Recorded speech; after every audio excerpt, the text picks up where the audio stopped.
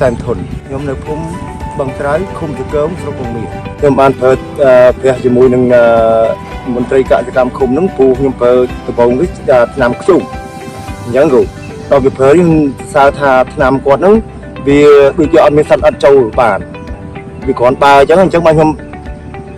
ទិញថែមយកមកប្រើប្រាស់តាមច្រើនព្រោះកាលពីមុនមកខ្ញុំប្រើឆ្នាំពូលចំណាយអត់ច្រើនតែនេះឧបមាថាអស់តែ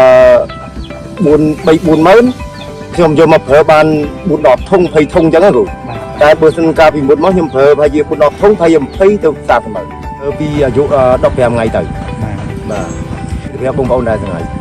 បាទសប្តាហ៍ខ្ញុំប្រាប់បងប្អូនដែរព្រោះថាឲ្យបងប្អូនប្រើទៅទី1ធូរលុយបាទហើយទី2យើងវាទំនុកទុកចិត្តលើឆ្នាំជុងដែរព្រោះអត់មានសត្វល្អិតវាទៅចូលបានទេ